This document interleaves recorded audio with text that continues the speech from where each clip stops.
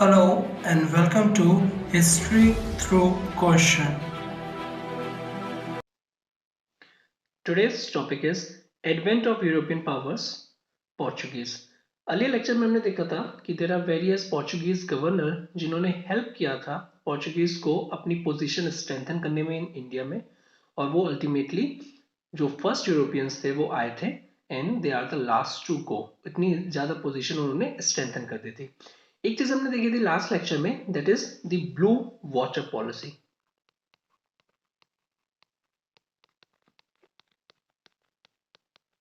ये जो blue water policy है, इंपॉर्टेंट क्वेश्चन बन सकता है कि who among the following introduces the blue water policy. किसने ब्लू वाटर पॉलिसी को इंट्रोड्यूस किया था? और इसका जो आंसर होगा that was the Francisco de Almeida. Okay, Francis de Almeida ने इस पॉलिसी को इंट्रोड्यूस किया था. अब थोड़ा सा एक ब्रीफ में देख लेते हैं कि है क्या. नाउ ये जो फ्रांसिस दी अल्मीदिया थे, ये वाइसरॉय थे of the Portuguese possessions in India और अपोज कर रहे थे establishing a territorial empire in India. और वो चाहते थे कि ना जो पोर्चुगीज थे ना शुड मेंटेन सुप्रीमेसी, अपनी सुप्रीमेसी को मेंटेन करें. कहां पे? सुप्रीमेसी ऑन सी. और अपनी जो जितनी भी एक्टिविटीज है ना, कन्फाइन कर पाए अपनी activities to purely commercial transactions, purely on commercial transactions means profit and loss motive, जहां पे प्रॉफिट है वहीं पे रहें और कोई एक्टिविटीज में इन्वॉल्व ना हो. तो ये जो पॉलिसी है that was known as the blue water policy. Okay, now ये जो ब्लू वाटर पॉलिसी, एक क्वेश्चन और बन सकता है कि इस पॉलिसी को रिवर्स किसने किया था. Now this policy was reverse by Alfonso de Albuquerque. Okay, so it is in brief about the blue water policy.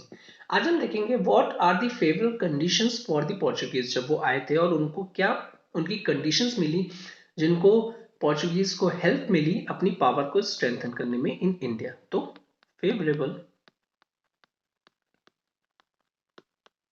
conditions for Portuguese. Okay, now अगर हम देखें इन इंडिया एक्सेप्टिंग गुजरात, जो कि रूल कर रहे थे by the powerful, except Gujarat region, वो कर रहे थे that is the Mahmud of बेगारा.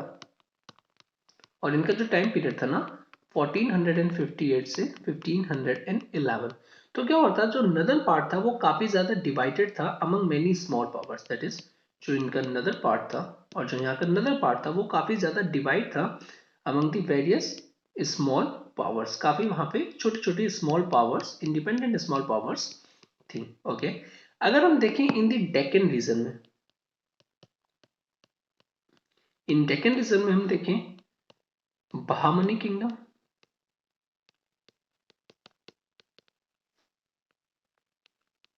Okay, was breaking up. अब वो भी ब्रेक हो रहा था इनटू स्मॉलर किंगडम्स, मींस उसमें भी जो इंडिपेंडेंस जो स्टेट्स थे और बेसिकली छोटे छोटे रीजन्स थे वो अपना अलग से मैनेज कर रहे थे अपने रीजन को. ओके, नाउ अगर हम देखें इसमें से कोई भी power, none of the powers इतनी स्ट्रांग थी जिनकी नेवी स्ट्रांग हो.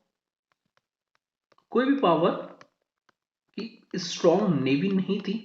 ओके, नॉट इवन वो अपनी इंक्रीज कर रहे थे कि नेवल पावर को वो इंक्रीज भी नहीं कर रहे थे, ऑलरेडी एग्जिस्टिंग भी नहीं थी उनकी पावर नेवी में और ना ही वो फर्दर इंक्रीज करना चाहते थे अपनी नेवल स्ट्रेंथ. अगर इनका देखें हम इन दी फार ईस्ट, जो इंपीरियल डेक्री थी ऑफ द चाइनीज एम्परर, ठीक है, फार ईस्ट में व्हाट विल हैपन, जो चाइनीज इंपीरियल चाइनीज की डेक्री थी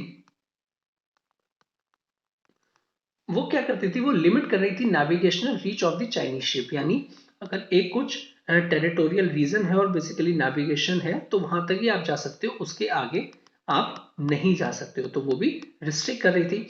नाउ अगर हम देखें कि as regard the Arab merchants and the ship owners who until then dominate, जो तब तक अभी तक पोर्चुगीज से आने से पहले इंडियन ओशियन पे ट्रेड कर रहे थे और डोमिनेटेड थे, अब वो क्या था, उनका कोई भी मैच नहीं हो पा रहा था with the organisation and the unity of the Portuguese, ठीक है। तो अरब मर्चेंट्स जो कि अभी तक उनकी डोमिनेटेड कर रहे थे और बेसिकली डोमिनेट कर रहे थे इंडियन ओशियन पे और उनके ट्रेड पे, अब पोर्चुगीज के आने से व्हाट वुड हैपन ना, पोर्चुगीज ने अपना प्रॉपर तरीके से उनकी ऑर्गेनाइजेशंस थी और उनकी जो यूनिटी थी ना, उसने ये जो अरब का डोमिनेंट था इसको ब्रेक कर दिया। मोर एवर जो पोर्चुगीज थे ना, अब वो क्या करते थे, उनके वेपन में सिस्टम में भी काफी एडवांस थे, दैट इज टेक्नोलॉजिकल एडवांस थे, और उनके शिप्स पे वेरियस कैनन्स भी होती थी। Various cannons are placed on their ships in order to defend, अपनी पोजीशन को डिफेंड कर पाए, ठीक है, ताकि एनिमी को हरा पाए। ओके, नेक्स्ट है, let's see the characteristic of Portuguese state. अब पोर्चुगीज स्टेट के थोड़े से बारे में देख लेते हैं। नाउ जनरल टेंडेंसी क्या है ना, हम अंडर एस्टिमेट करते हैं कि पोर्चुगीज का जो होल्ड था इन इंडिया में। हाउएवर अगर हम देखें state of the Portuguese India, जिसको हम कहते हैं state of Portuguese the India, that is state of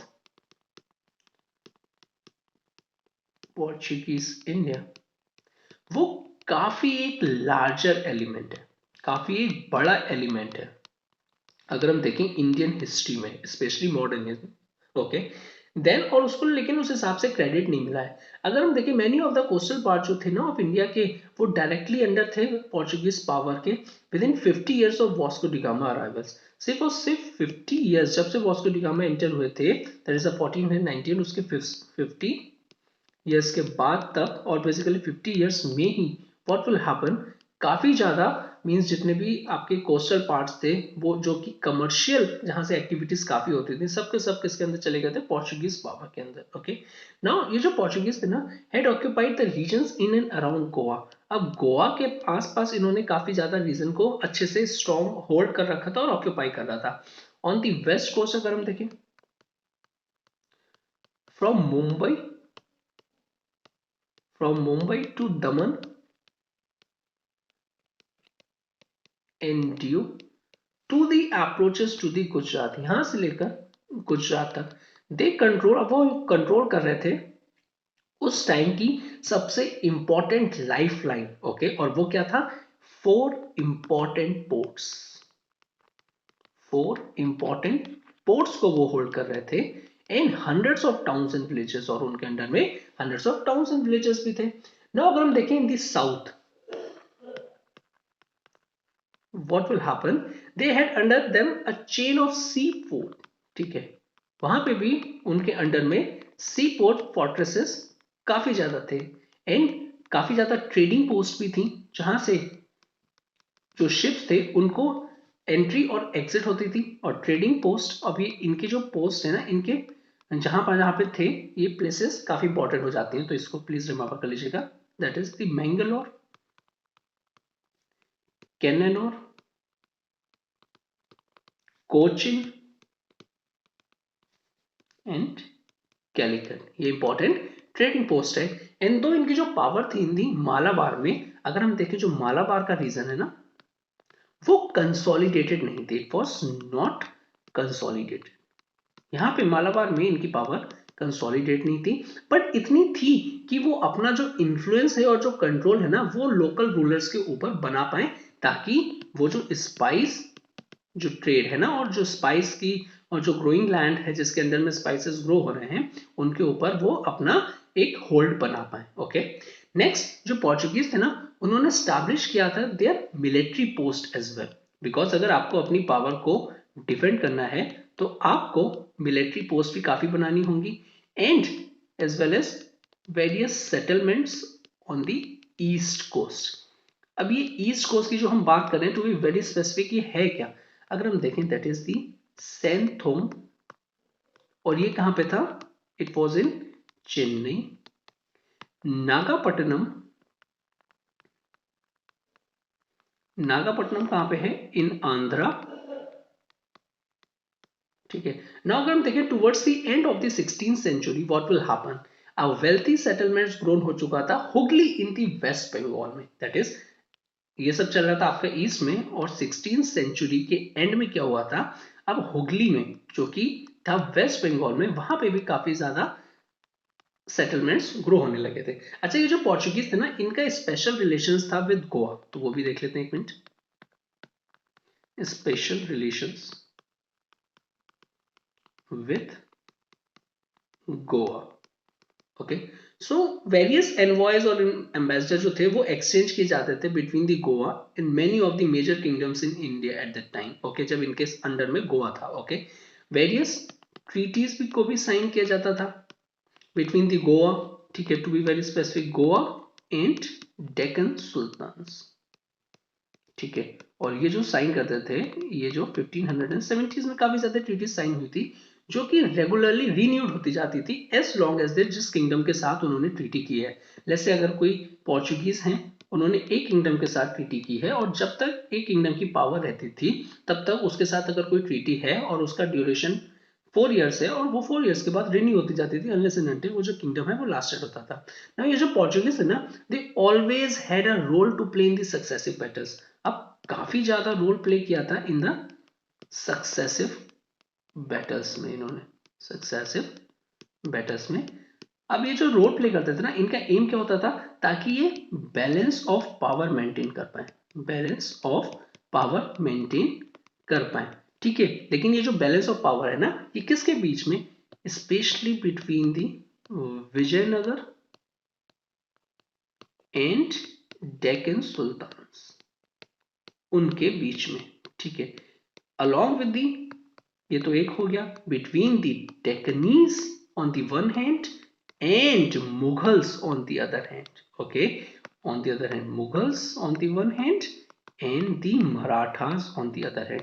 तो जितना भी ऑर्केस्ट्रा चल रहा था साउथ में, कहीं ना कहीं उनका सब में रोल होता था और बेसिकली एक की रोल होता था इनकी, ताकि बैलेंस ऑफ पावर को ये मेंटेन कर पाए। और ये ऐसा क्यों करते होंगे, इट इज ओनली बिकॉज, ताकि अगर प्रॉपर बैलेंस ऑफ पावर नहीं हो पाएगी और कोई भी एक ऐसी रूलिंग पावर आ गई जो कि इनके इंटरेस्ट को इंपैक्ट करेगी, तो अल्टीमेटली व्हाट विल हैपन, जो पोर्चुगीज का जो स्ट्रॉन्ग होल्ड इन्होंने बना के रखा था वो खत्म हो जाएगा।